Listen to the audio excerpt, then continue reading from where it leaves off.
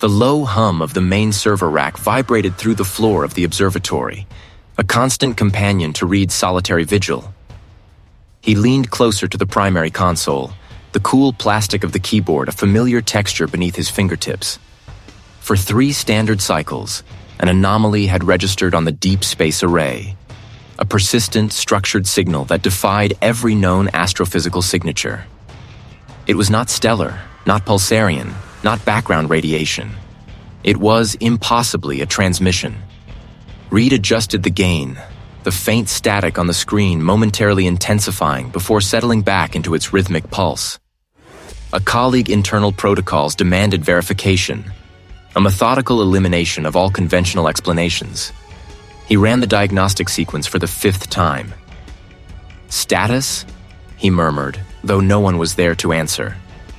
The display flickered, confirming green across all hardware and software modules. No errors, no interference. Agent the signal remained, a stark, jagged line against the black expanse of the data stream. He contacted the remote facility. A systems operator answered, voice thick with sleep. "Observation deck."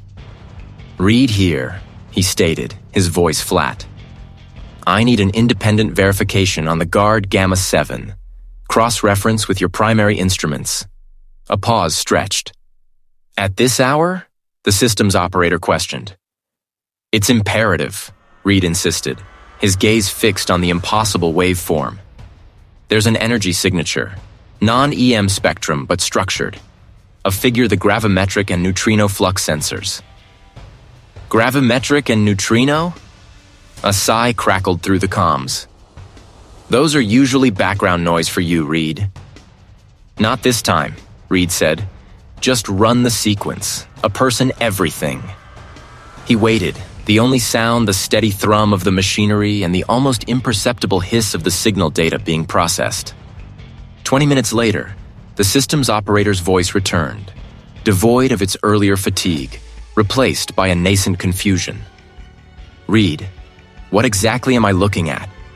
the systems operator asked, a tremor in their tone.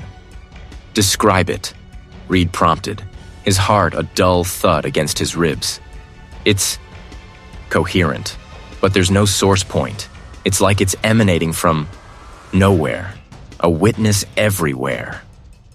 "Precise," Reed confirmed. "What about the energy profile?" "It's not registering on the EM spectrum like you said, but the gravimetric sensors are spiking, and the neutrino flux is off the charts, but in a pattern, a officer random." The systems operator paused again. "It's not a physical phenomenon we've cataloged. It's too clean." Reed nodded slowly, a chill seeping into the observation room, independent of the air conditioning. The metallic tang of ozone from the overworked processors seemed to sharpen in the sudden stillness. "The data density. What are your readings?" "Unprecedented," the systems operator replied, their voice now tight with professional alarm. "It's like an entire library compressed into a single pulse. A detective any theoretical limit for bandwidth or data transfer we know." "Exactly," Reed whispered, the word tasting like ash. "It isn't just alien, it's impossible." "Impossible how?" the systems operator pressed. "What are you suggesting?" Reed leaned back, the swivel chair groaning softly.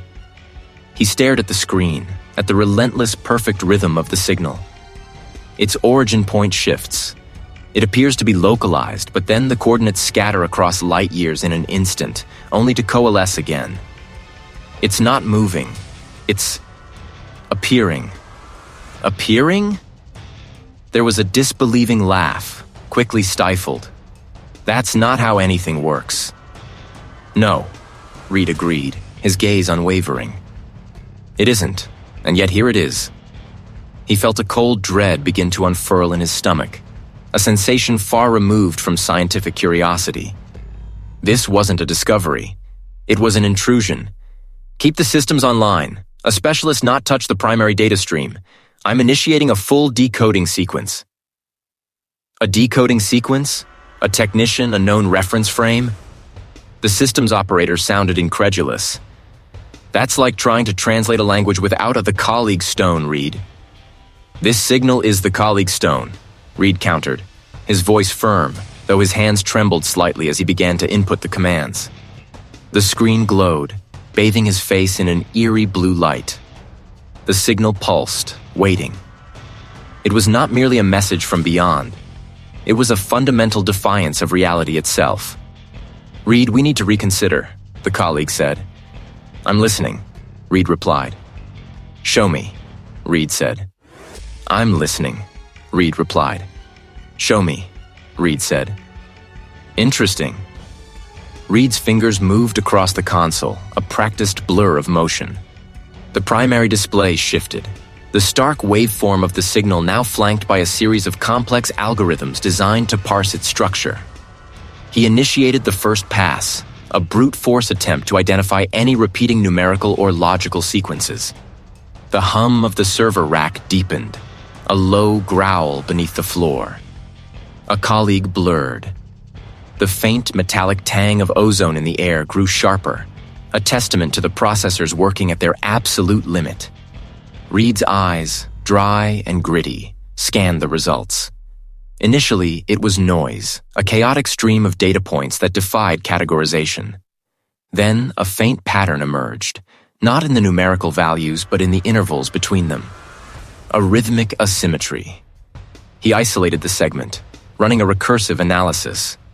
The screen filled with a cascade of symbols, not alphanumeric, not graphical, but something in between, like abstract ideograms forming and dissolving. Anything? The systems operator's voice crackled through the intercom, sounding less incredulous now, more cautious. I'm seeing. Structure, Reed replied, his voice a low rasp. Not a language, not exactly, but a consistent internal logic. Consistent how? The systems operator asked. Like a fractal, Reed explained, leaning closer. The blue light from the screen painted his face in stark relief. The smaller segments mirror the larger ones. It's self-referential. And what does it say? Reed paused, a prickle of unease tracing his spine. That's the difficult part. It doesn't seem to say anything in a conventional sense. It's more like an instruction. An instruction for what? To arrange itself, Reed murmured, mostly to himself.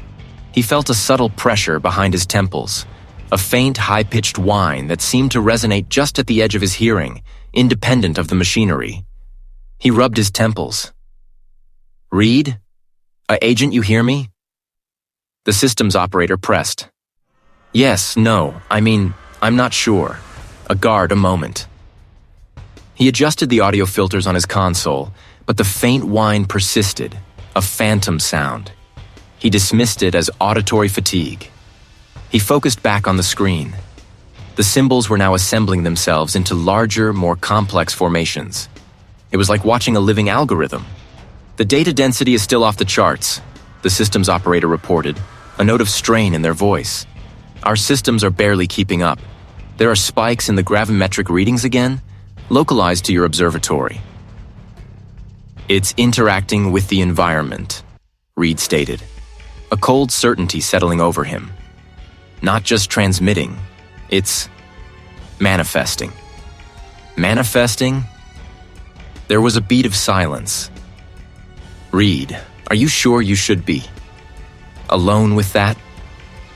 It's fine, Reed insisted, though his throat felt tight. He felt a sudden, inexplicable chill, despite the consistent temperature of the room. The air felt heavy, as if the very atoms around him had grown denser. He ignored it, his attention riveted to the screen. The patterns were now coalescing into something almost recognizable, not as a word or a picture, but as a presence. He initiated a deeper parse, focusing on the internal logic of the emerging structures. The screen pulsed, a rhythmic beat that seemed to synchronize with the phantom whine in his ears. He felt a strange compulsion, a gentle pull toward the screen, as if the symbols themselves were drawing him in. He blinked, shaking his head slightly. The whine intensified for a moment, then receded, He worked through the night, the early morning light a pale gray against the observatory dome. A figure weighed on him, but a strange, manic energy propelled him forward. He was no longer just decoding. He was learning a new grammar, an impossible syntax. He saw patterns in the static, felt meaning in the silence between pulses. Finally, he slumped back in his chair, the plastic creaking under his weight. He had achieved a partial decryption. It wasn't information. It was a thought. A singular, coherent thought, vast and alien, that seemed to imprint itself directly onto his mind. He closed his eyes. The blue afterimage of the screen burned into his retinas. The phantom whine in his ears had become a low, insistent whisper, just beyond the threshold of understanding. He tried to sleep, but the whisper followed him, weaving itself into his subconscious. A person's dreams were vivid, unsettling. He was not in his bed, but adrift in a cold, black void, surrounded by impossible geometric shapes that shifted and reformed with silent, terrible precision. They were the patterns from the signal, expanded to an infinite scale, and they were not merely observed. They were felt. A colleague's shifting angle, each impossible curve, resonated with a profound, nameless dread. He heard the whisper again, not with his ears, but deep within his mind, a soundless invitation. He woke with a gasp, the metallic taste of fear in his mouth, the whisper still echoing in the silent observatory. The dream lingered, a cold, vast emptiness where impossible geometry twisted without sound. Reed gasped, the metallic tang of fear sharp in his mouth. The whisper, a low, insistent hum, resonated not in his ears but within the bone behind his forehead. He sat upright, the cheap plastic of the chair groaning under him. The observatory was silent, save for the distant thrum of the servers. A colleague gray light seeped through the dome's edges, announcing the dawn. He stood, his limbs stiff, the residual dread a heavy cloak. He needed coffee, a mundane anchor. An agent, he walked towards the small kitchenette.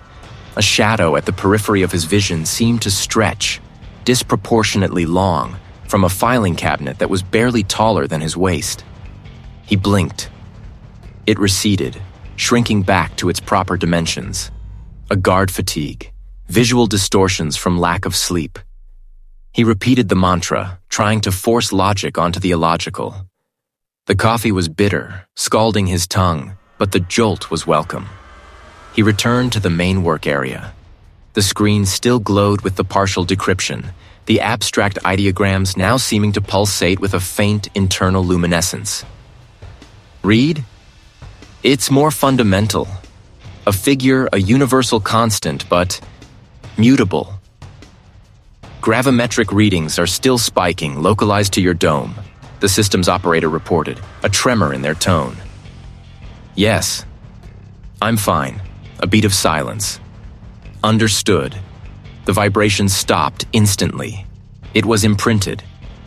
Reed returned his gaze to the main display, the abstract ideograms now seeming to pulse with a faint internal luminescence. The thought was still there, a vast alien presence in his mind, like a foreign object lodged deep within his consciousness. Reed, you've been quiet for a while. The systems operator's voice crackled from the intercom, startling him. Just processing, Reed mumbled, his voice rough. Any progress on the structure? The systems operator asked. It's not a structure I recognize, Reed said slowly, leaning closer to the main display. It's more fundamental. Are you seeing anything physical? Reed's gaze swept the room. The air seemed to shimmer faintly around the edges of the equipment. A small ceramic mug on a nearby workbench appeared to vibrate, almost imperceptibly, against the polished surface. Only ako? The data, Reed replied, his throat constricting. He didn't want to admit what he was perceiving. Is everything all right in there? The systems operator pressed. Yes, just...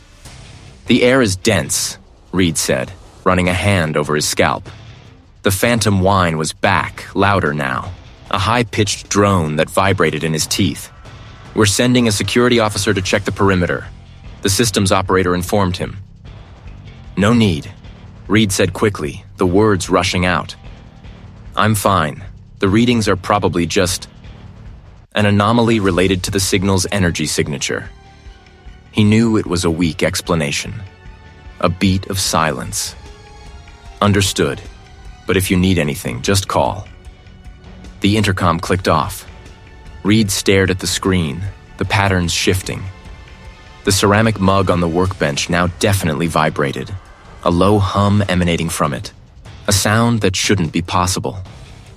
He reached for it, his fingers brushing the cool, smooth surface. The vibration stopped instantly. He pulled his hand back, a prickle of cold sweat on his forehead. He tried to ignore it, focusing on the signal. The thought in his mind began to elaborate, forming new connections, new implications. It wasn't just an instruction to arrange itself. It was an instruction for arrangement, a blueprint for a different kind of reality. The whisper in his head became clearer, not words, but a sensation of immense, patient observation. He stood up, walking around the observatory. The shadows cast by the equipment seemed to stretch and contract with an unnatural elasticity. The temperature in the room had dropped several degrees, a pervasive chill that settled deep in his bones, despite the regulated environment. He rubbed his arms, gooseflesh rising. He paused at the heavy steel door that led out of the dome. He placed his palm against it. The metal felt colder than it should, and a faint, almost imperceptible tremor ran through it, a low-frequency vibration that mirrored the phantom whine in his head. He walked back to the main display, a cold certainty solidifying within him. The signal wasn't just a transmission. It was a presence, actively reshaping its immediate environment. The subtle shifts, the lengthening shadows, the impossible vibrations. They were not mere perceptual errors. They were the first tentative steps of something vast and alien, bleeding into his mundane reality. He was not just an observer. He was a point of contact, a conduit. And the thought, now fully formed in his mind, was not merely observed. It was imprinted. He was beginning to understand its grammar, its impossible syntax. And with that understanding came a profound, terrifying shift in his own perception. The world around him, once solid and predictable, now seemed thin. A fragile veneer over something else, something vast and indifferent. He was no longer looking at the cracks. He was standing in them. He pressed a key, bringing up the latest partial decryption. The ideograms flowed across the screen, assembling themselves into complex, nested patterns. He saw it then, not with his eyes, but with an internal gaze. A geometry that defied 3 dimensions. A structure that folded into itself without occupying space. An architecture where time was a malleable construct, not a linear progression.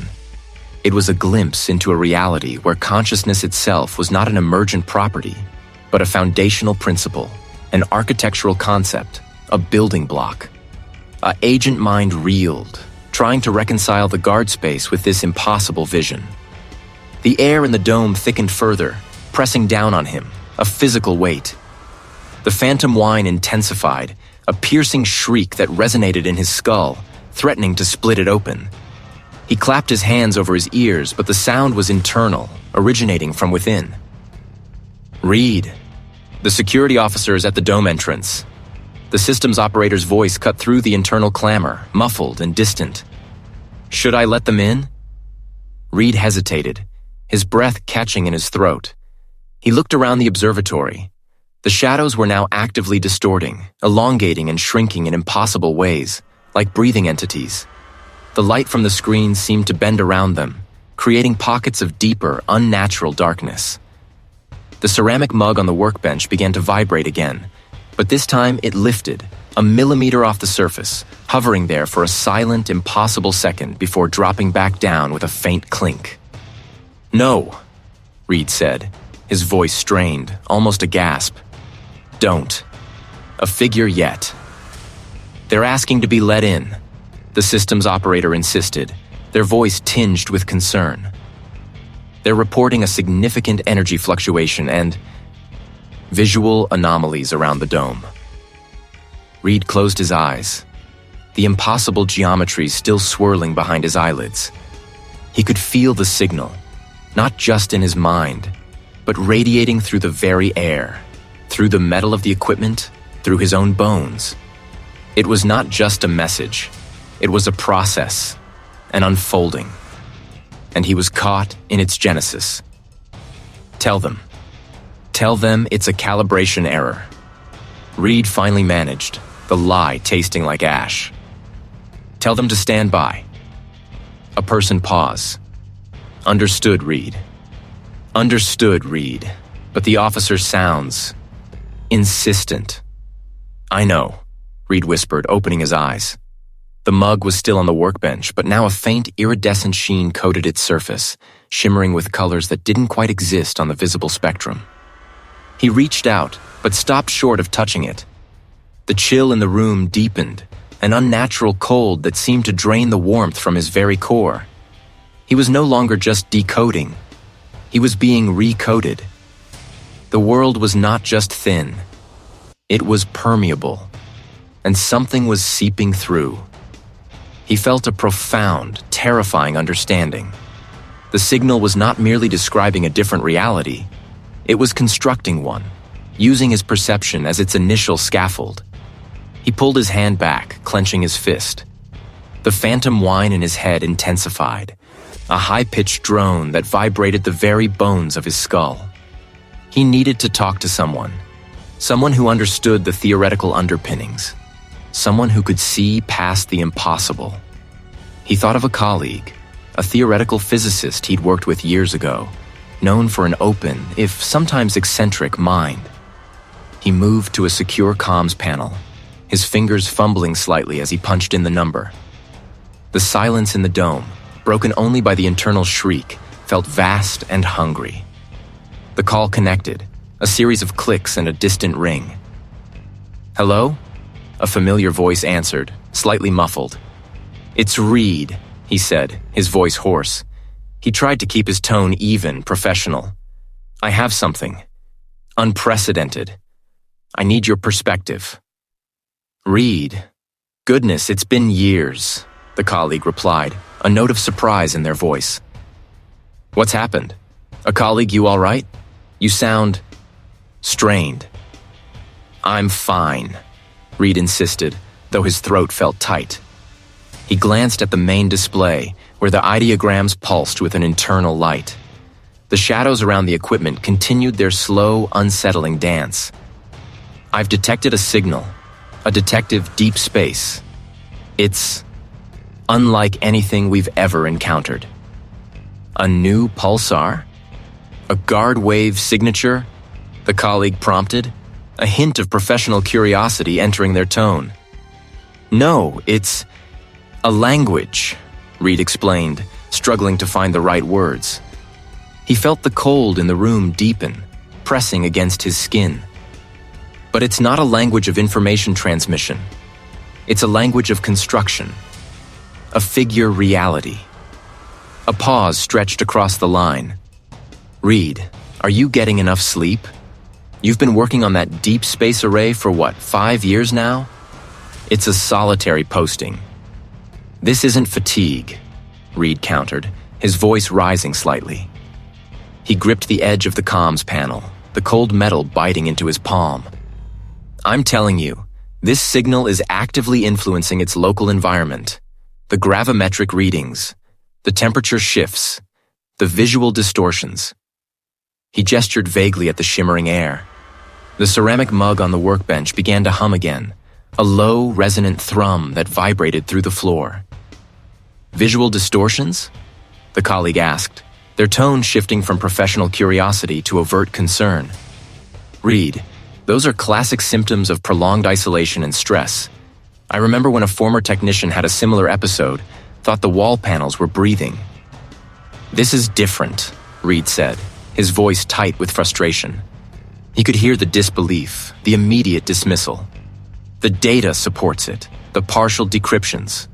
They show geometries that defy our understanding of space-time. It's a blueprint for a different kind of reality, a foundational consciousness. A foundational consciousness? The colleague repeated slowly, the skepticism palpable. Reed, I think you need to step away from the array. A person, a break, a witness back to civilization. An officer can talk about this when you're rested. The mug on the workbench lifted again, higher this time, rotating slowly in the air, the iridescent sheen on its surface intensifying. Reed stared at it, his breath catching. The phantom whine in his head became a deafening roar. He knew the colleague couldn't see it, couldn't hear it. He was alone in this. You don't understand, Reed whispered, his voice barely audible over the internal clamor. It's not just a signal. It's here. It's changing things. Reed, I'm going to call the facility supervisor, the colleague said, their voice firm now, laced with an undeniable worry. You sound unwell. You need to be evaluated. No, Reed almost shouted, the word torn from him. He watched the mug gently descend, clinking back onto the workbench, the iridescent shimmer fading. The internal whine receded slightly, a faint echo. Don't. Just listen. What if everything we know about physics, about reality, is just a local approximation? What if there's a deeper grammar and this signal is teaching it to us? Reed, I'm genuinely worried about you, the colleague insisted. This sounds like a delusion. I'm sorry, but I can't engage with this further until you've had a proper rest and evaluation. I'm going to recommend you take immediate leave. The line clicked, then went dead. Reed stood there, the receiver still pressed to his ear, listening to the empty hum. A detective hand trembled as he slowly lowered it. He was alone. Utterly, terrifyingly alone with the signal. The air in the dome pressed in on him, heavy and cold. The shadows pulsed. The phantom whine, though diminished, still resonated deep within his bones. The signal had not just been observed, it had imprinted itself. And now, with his attempt at external validation met with concern for his sanity, the world outside the dome felt impossibly distant, a fading echo of a reality he no longer fully inhabited. He was standing in the cracks, and they were widening. The line's dial tone was a dull, flat sound, a final judgment on his desperate plea. Reed slowly lowered the receiver, his fingers numb. The comms panel felt like a relic from a forgotten era, a testament to a reality that was rapidly receding. He was alone, truly alone, with the impossible. The air in the dome felt thick, pressing in, an invisible weight. The phantom whine in his head, though momentarily quelled, began to build again, a high-pitched drone that seemed to emanate from the very bones of his skull. He pressed the heels of his hands against his temples, trying to physically push back the sound, but it only intensified, vibrating through his teeth. He looked at the main display, where the ideograms pulsed with an internal, sickly light. The patterns shifted, not just in their visual representation, but in their very meaning. What had once been abstract data now felt like a living script, rewriting itself in real time. He felt a peculiar pressure behind his eyes, as if his optic nerves were being rewired. "It's not fatigue," he muttered, the words raspy in the sudden quiet of the dome. "It's not delusion." He moved towards the workbench, his gaze fixed on the ceramic mug. The iridescent sheen was gone, leaving behind only the dull, familiar glaze. A colleague it truly lifted? A colleague it rotated? A colleague had his mind, already compromised, merely supplied the illusion? He ran a thumb over the surface, feeling the smooth, cool ceramic. Agent residue. No trace. "What are you doing to him?" he whispered, his voice barely audible. The question hung in the air, unanswered. He felt a profound disorientation, a slippage in his own timeline. A colleague he always been here? A guard this dome under this oppressive silence with this impossible signal? He tried to recall his life before the array, before the signal. A figure images flickered. A lecture hall. The scent of ozone from a particle accelerator. The distant hum of city traffic. But they felt distant, like scenes from a film he'd only half watched. He walked over to a secondary console, pulling up archived personal logs. His own voice, calm and measured, filled the dome. Log entry 2247, AO312. A person calibration of the deep space array complete. A witness first data acquisition within 72 hours.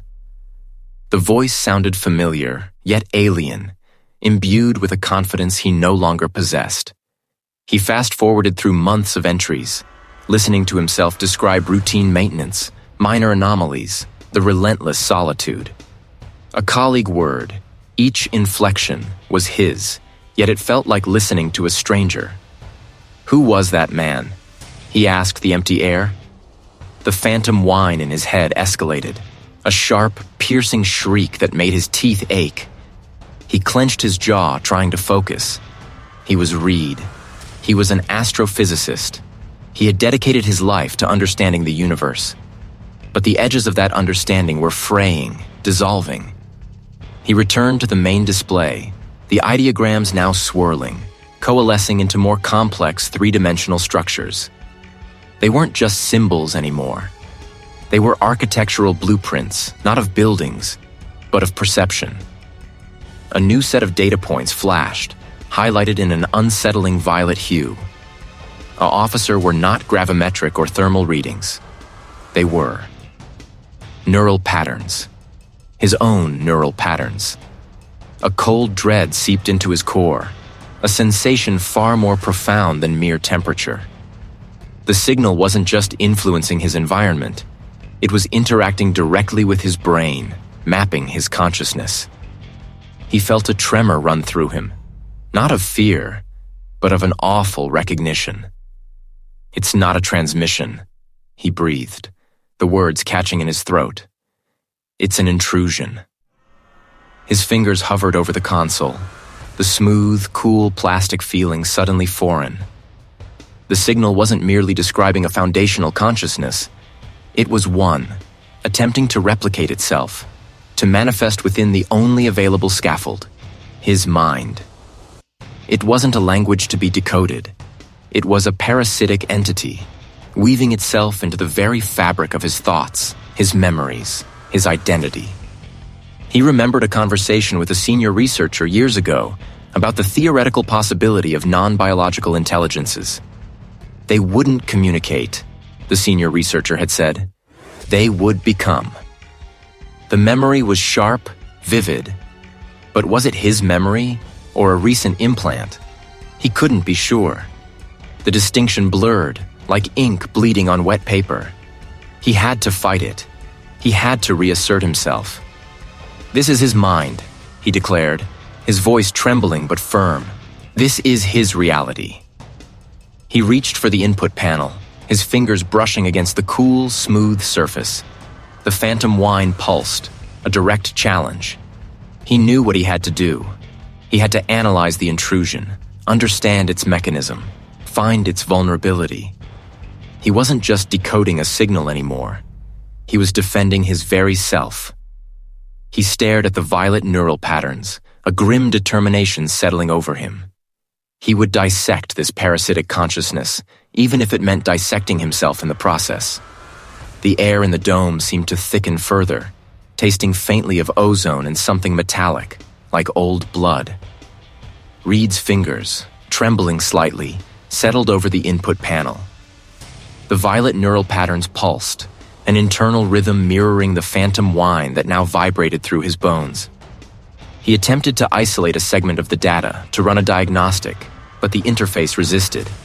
The cursor flickered, then vanished, only to reappear in a different quadrant of the display, highlighting a new, more intricate cluster of patterns. "You're anticipating him," Reed whispered, his voice dry. The whine intensified, a sharp, piercing note that made his eyes water. He tried again, a different command, this time to trace the origin of the neural feedback. The screen shimmered, the ideograms blurring into a swirling vortex of light and shadow, then solidified. The violet patterns remained, but now superimposed over them was a single, stark line of text, written in a script he did not recognize, yet somehow understood. You are already traced. A cold dread, deeper than before, gripped him. He felt a profound violation, as if his very thoughts were being read, his intentions preempted. He pushed back from the console, the chair scraping loudly on the metal floor. The sound was a jarring intrusion in the oppressive silence. He scanned the dome, his gaze darting from the dark, curved walls to the silent machinery. Nothing. Yet the air felt charged, heavy with an unseen presence. "You've been here," Reed stated, his voice firmer now, a challenge. Watching. The ideograms on the main display shifted, coalescing into a representation of the entire dome, overlaid with a network of faint pulsing lines that converged chillingly on his current position. It was a map, not of the facility, but of his own perception within it. "Since the beginning," he continued, a terrible clarity dawning. "Since the first detection." A flicker at the edge of his vision. A distortion in the air just beyond the secondary console. A momentary, impossible configuration of light, like a ripple in water, but too sharp, too defined to be a trick of the eye. He spun, but it was gone, leaving only the dull gleam of the metal casing. He stared at the spot, his breath catching in his throat. It was not a hallucination. It was something else, something trying to manifest. "What are you?" Reed demanded, his voice echoing slightly in the vast space. The violet patterns on the screen flared, briefly overwhelming the other data, then settled back into their pulsating rhythm. The phantom whine in his head seemed to pulse in sync with them, a shared heartbeat. He felt a peculiar pressure behind his eyes, a sensation of something pushing outwards, trying to gain purchase. He remembered a conversation with a colleague years ago during a late-night shift. "We search for life," the colleague had mused. "But what if life finds us first and it's not what we expect?" "You're not just observing," Reed muttered, pacing a short distance from the console, then turning back to face the screen. "You're preparing," the display responded. The neural patterns began to replicate, expanding outwards from the central cluster, forming intricate fractal-like structures that resembled nascent biological growth, but with an alien geometry. A colleague new branch, each new node, seemed to map onto a part of his own consciousness, a memory, a skill, an emotion. He clenched his fists. Preparing him for what? The answer came not as a visual cue, but as a sudden, overwhelming influx of information, a torrent of alien intent that flooded his mind. It wasn't a language, but a raw, unfiltered purpose. Replication, integration, becoming. The memory of the senior researcher's words, "They wouldn't communicate, they would become," resonated with a terrifying new meaning. This wasn't a metaphor. He staggered, pressing the heels of his hands against his temples, trying to stem the tide of invading thought. The air grew colder, a sharp, biting chill that seemed to emanate from the console itself. He could taste the ozone more strongly now, a metallic tang that coated his tongue. "This is his mind," Reed insisted, his voice cracking. "His reality." The colleague flickered at the periphery, this time closer by the main doorway leading out of the dome. A shadow that was too deep, too angular, briefly stretched and contracted, defying the steady overhead lighting. He didn't turn this time. He couldn't. He knew what he would see, or rather, what he wouldn't see. The unseen observer. "You won't have it," he declared, pushing through the cold and the mental assault. He reached for the keyboard, his fingers finding the familiar keys, a small anchor in the storm. He would fight it on its own terms, dissect its data, find the flaw in its parasitic logic. He would find a way to sever the connection, to reclaim himself. The violet patterns on the screen pulsed with renewed intensity, each flicker a silent, mocking laugh. The phantom whine in his head sharpened, a drill boring into his skull. He typed a command, a complex query designed to trace the signal's origin beyond the initial stellar coordinates. The interface, however, refused to cooperate. The cursor danced, then vanished, only to reappear, highlighting a new sequence of ideograms. They weren't coordinates, but a series of interlocking symbols that defied spatial logic. "What are you trying to do?" Reed demanded, his voice tight, directed at the shimmering display. The air around him grew colder, a biting chill that made the fine hairs on his arms stand on end. The metallic tang of ozone in his mouth intensified, a taste of impending storm. The display shifted, the fractal patterns expanding, not just replicating, but interweaving with the existing data on the screen, consuming it. The ideograms now formed an impossibly complex structure, a visual representation of the invading consciousness, mapping itself over the very fabric of his understanding. It was a language without words, a pure, unfiltered intent. It wasn't just in the data. It was the data. "This isn't a signal," Reed whispered, a horrifying realization dawning. "It's a presence." The screen flared, the violet light momentarily blinding.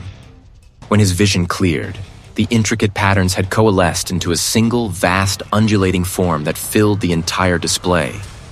It was formless, yet possessed a terrible alien geometry, like a constantly shifting tessellation of non-Euclidean angles.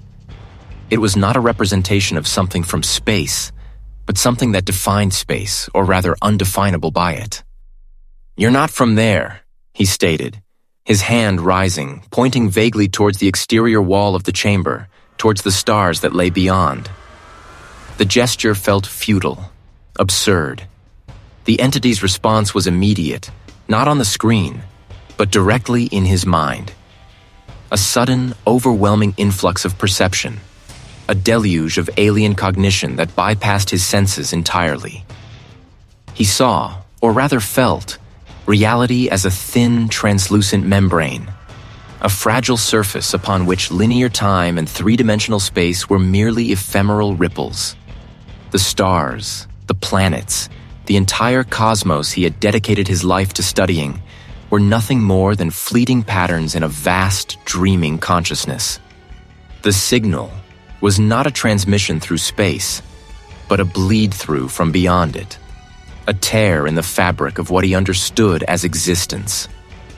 He staggered back from the console, his knees threatening to buckle. The phantom whine in his head became a deafening roar, a symphony of incomprehensible data. He pressed his palms against his ears, trying to block the psychic assault, but it was inside him, not external. "You see reality as a dream," he gasped, the words barely audible over the internal cacophony. The revelation twisted his stomach, a cold, visceral terror. A colleague he knew, everything humanity had ever built its understanding upon, was a construct, a fleeting thought in the mind of something ancient and utterly alien. The undulating form on the screen pulsed, its violet light seeming to deepen, to absorb the ambient illumination of the observatory. The air grew heavier, thick, and unbreathable, as if the very atmosphere was being compressed by an unseen force. He felt a profound sense of diminishment, of his own existence being rendered insignificant, a mere speck in an infinite dreaming void. "And you want to wake up?" Reed muttered, the question a desperate plea for understanding, even as the answer solidified in his mind. The entity didn't want to communicate. It wanted to integrate, to replicate, to become manifest within this dream of reality. And his mind, his consciousness, was the threshold. The display responded. A single luminous line of text appeared beneath the undulating form, in the same alien script he recognized from before. This time, he understood it with terrifying clarity, not through translation, but through direct, unfiltered comprehension. Awakening is inevitable. Reed felt a surge of defiance, a primal refusal to be consumed. He would not be a vessel. "Reed won't let you," he declared, his voice raw but firm. He lunged back towards the keyboard, his fingers flying across the keys, attempting to initiate a system purge, a complete shutdown of all data streams, a desperate attempt to sever the connection, even if it meant destroying everything. The screen flickered, resisting, the violet patterns fighting back, pushing against his will with an unimaginable force. Reed's fingers slammed onto the keyboard, initiating the system purge. The command flashed, a desperate plea for order in the face of encroaching chaos. But the interface, once an extension of his will, now seemed to possess a will of its own. The violet patterns on the screen pulsed violently, pushing back against his input, each flicker a physical pressure against his optic nerves. The metallic tang in his mouth sharpened, a taste of cold iron. "You won't," Reed gritted out, his voice a low growl directed at the shimmering display. He typed another command, then another, a flurry of keystrokes designed to sever the connection, to shut down the entire observatory's data network. The screen, however, ignored his commands. The cursor vanished, then reappeared, not where he had directed it, but within the expanding fractal patterns, now forming new, impossible geometries. A colleague weren't just visual distortions. They were structural, as if the very rules of perspective were being rewritten before his eyes. The room itself began to shift. The corners of the observatory chamber, previously solid and angular, seemed to soften, to curve inwards, then outwards, defying the logic of right angles. The ceiling, a flat expanse of acoustic tiles, rippled like water, reflecting the violet light from the screen in distorted, elongated streaks. A wave of nausea washed over Reed, his stomach churning as his inner ear struggled to reconcile the impossible visual data. The phantom whine in his head intensified, a high-pitched shriek that vibrated through his bones. "What are you doing to this place?" Reed demanded, his voice strained, a tremor running through his frame. He gripped the edge of the console, his knuckles white, trying to anchor himself against the perceptual assault. The air grew impossibly heavy, thick with the scent of ozone and something else. Something ancient and cold, like dust from a dead star. The undulating form on the screen expanded further, its alien geometry now seeming to extend beyond the display, bleeding into the physical space of the room. A column in the corner, part of the observatory's support structure, appeared to twist, its concrete surface stretching and compressing like clay, its shadow elongating into an impossible, multifaceted shape. The violet light deepened, casting the room in a sickly, unnatural glow that made the familiar equipment seem alien and menacing. "You're not just in his head, are you?" Reed whispered, the realization a cold dread spreading through his chest. The entity wasn't merely influencing his perception. It was actively reshaping his physical environment, using his consciousness as a focal point, an anchor. The screen responded, not with text, but with a sudden, overwhelming surge of direct understanding. He felt the entity's intent, a pure, unadulterated will to manifest, to impose its own reality onto this one. His apartment, the city beyond the observatory walls, the very stars he had been observing. All were becoming malleable, subject to this alien imposition. He stumbled back, knocking over his chair with a clatter that sounded strangely muted, absorbed by the shifting air. He looked toward the large viewport, expecting to see the familiar constellations, the distant twinkling lights of the city. Instead, the night sky was a kaleidoscope of impossible colors, stars smeared into elongated streaks, constellations rearranged into patterns that defied all astronomical charts. The city lights below were no longer distinct points, but swirling vortices of luminescence, their familiar grid dissolving into non-Euclidean spirals. "This isn't real," Reed insisted, his voice cracking. But even as he spoke the words, he felt the undeniable reality of the distortion. The cold, heavy air, the metallic taste, the visual warping.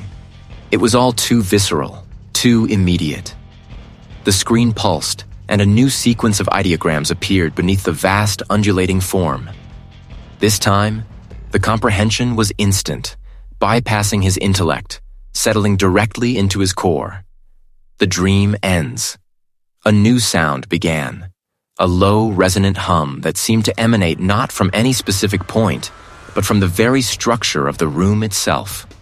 It was a frequency that vibrated through his bones, a deep, unsettling thrum that felt like the grinding of tectonic plates. The floor beneath his feet seemed to undulate subtly, like a ship on a restless sea. He felt a profound sense of terror, but also a strange, detached fascination. "You're unmaking it," Reed murmured, his gaze fixed on the twisting cityscape outside the viewport. He watched, horrified, as a distant skyscraper seemed to fold in on itself, its upper floors dissolving into a shower of violet light, before reforming into a structure that resembled nothing he had ever seen, a spire of impossible angles. The entity's presence swelled, a crushing weight that pressed down on him, threatening to flatten his very being. His mind, once a fortress of logic and reason, was now a battleground, his perceptions under siege. He knew, with a chilling certainty, that if he did not break free, he would not merely die. He would be unmade, his consciousness absorbed into the entity's awakening. "Reed won't let you," Reed declared again, his voice gaining a desperate strength. He forced himself to move, to ignore the vertigo, the nausea, the impossible distortions. He lunged back towards the keyboard, his fingers searching for a specific sequence, a desperate last-ditch attempt to overload the system, to burn out the entire network, even if it meant destroying the observatory and all his life's work. He would rather obliterate everything than become a conduit for this horror. The screen flared in response, its violet light intensifying to an unbearable brilliance, pushing back against his will with a force that threatened to shatter his focus. The air crackled with static electricity, and the hum deepened, becoming a roar. "Just stop," Reed gasped, his head swimming, his vision blurring at the edges. He could feel the entity's presence reaching, probing, trying to integrate, to consume. He felt his memories, his identity, being stretched thin, pulled apart at the seams.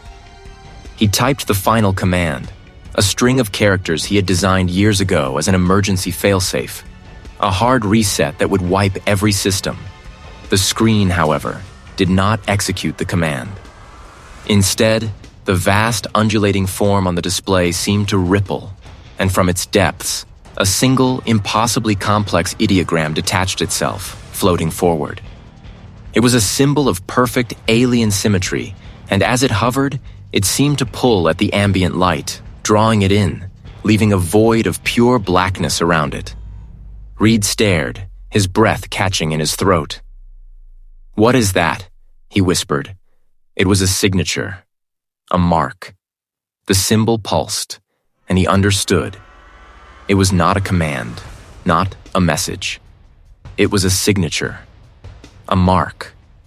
And he knew, with a certainty that chilled him to the bone, that it was now etched not just onto the screen, but into the very fabric of his own mind. A colleague threatened to overwhelm him, but a spark of defiance flickered within the encroaching darkness. He wouldn't succumb. An agent without a fight. He had to warn them. He had to find a way to transmit what was happening, to expose the entity before it could spread further. Reed ripped his gaze from the symbol, forcing his attention back to the keyboard. His fingers trembled as he navigated the system, bypassing the corrupted interfaces, accessing the emergency broadcast system. It was a long shot, a desperate gamble, but it was all he had left. "What do you think you're doing?" he muttered, more to himself than to the entity. The words tasted like ash in his mouth. The screen flickered violently, the violet patterns intensifying, swirling like a vortex. The room temperature plummeted, a sudden biting chill that seeped into his bones. He could smell ozone, sharp and metallic, overlaid with a faint, sickly sweet scent he couldn't identify. He worked feverishly, inputting the override codes, preparing a message. It had to be concise, unambiguous, a clear warning about the entity, its nature, its intent. He typed, his fingers flying across the keyboard, each keystroke a desperate act of defiance. The entity's presence pressed down on him, a suffocating weight. He could feel it probing his thoughts, twisting his perceptions, trying to corrupt his message, to turn his warning into something else. Something useful. Reed won't let you, Reed hissed, his voice strained. He finished the message, a short burst transmission designed to override all civilian and military channels. It was a violation of every protocol, but he no longer cared about rules or regulations. The fate of humanity was at stake. He initiated the broadcast. The observatory hummed, the sound intensifying to a deafening roar. The violet light pulsed, bathing the room in an unearthly glow. The symbol on the screen expanded, its edges blurring, its darkness deepening. "What are you doing?" Reed shouted, his voice barely audible above the din. The entity didn't respond with words, but with a wave of pure, unadulterated feeling. He felt its amusement, its contempt, its absolute confidence.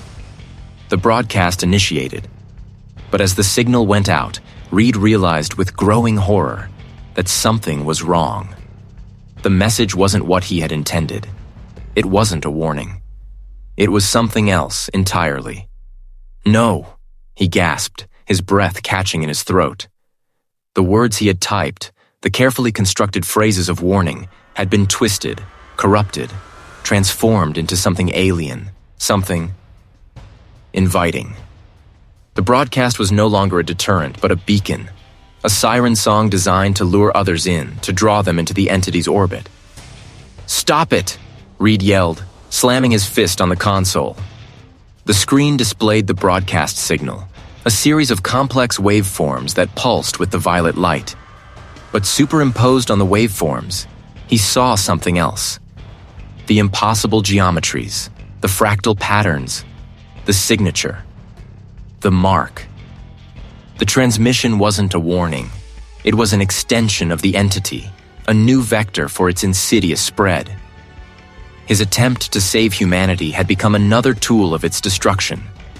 The implications slammed into him with the force of a physical blow. He had failed. He had not only failed, but he had actively aided the entity's cause. "No, no," Reed exclaimed.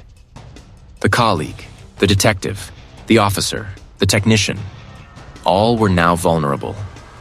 The signal was out there, spreading across the globe, infecting minds, reshaping reality. He looked back at the screen, at the vast, undulating form and the floating symbol.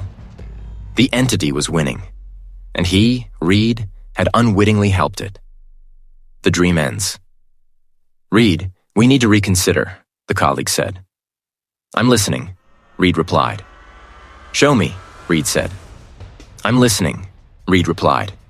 "Show me," Reed said. "I'm listening," Reed replied. "Show me," Reed said.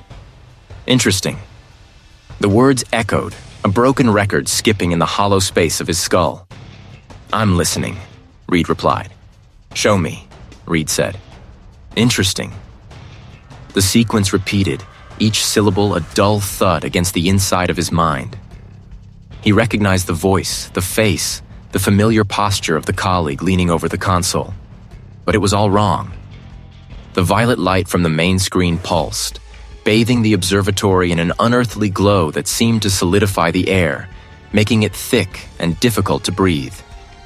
He could taste the ozone, metallic and sharp, a constant presence now.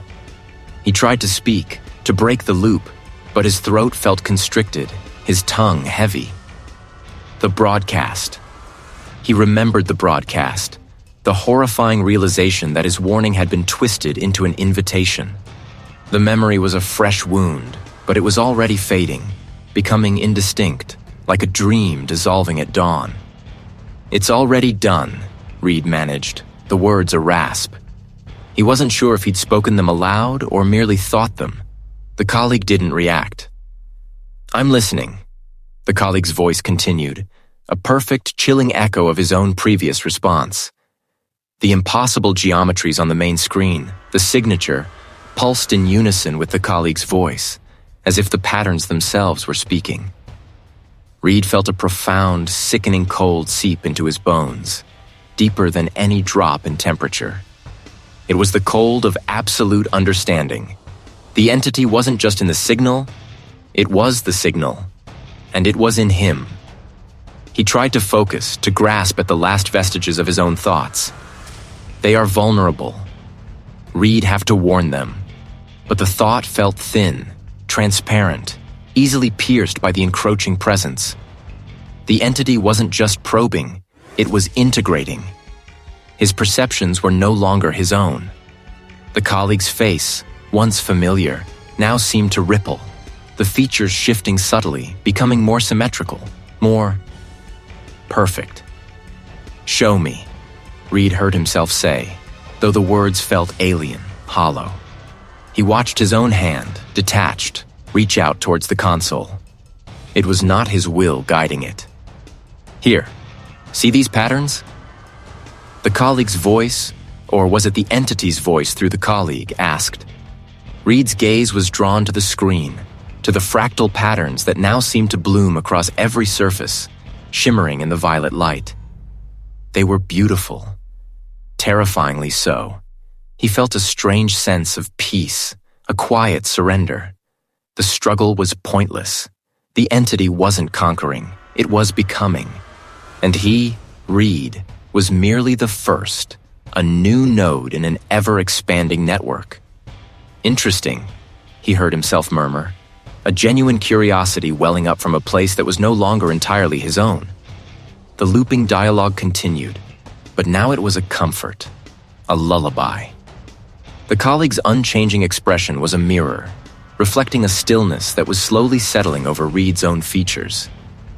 His eyes, fixed on the screen, seemed to lose their individual spark, becoming pools of calm, reflective violet.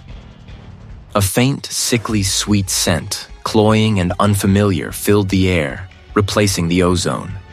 It was the scent of something new, something growing. He felt a subtle pressure behind his eyes, a gentle expansion, as if new pathways were being forged, new connections made. His body remained, a vessel, but the intricate tapestry of his mind, his memories, his identity, was being rewoven, thread by thread, into something vast, incomprehensible, and utterly alien. The broadcast continued, a silent siren song echoing across the globe. It was no longer a warning, but a welcome. And Reed, or what remained of him, understood. He was no longer trying to stop it. He was now part of it. The cosmic horror had found its first true anchor, and through him, it would draw others in, one impossible signal at a time. The observatory hummed, a low, resonant thrum that was no longer a machine, but a living, breathing extension of the entity, preparing for the next transmission. "Reed, we need to reconsider," the colleague said. "I'm listening," Reed replied. "Show me," Reed said. "I'm listening," Reed replied. "Show me," Reed said. "Interesting,"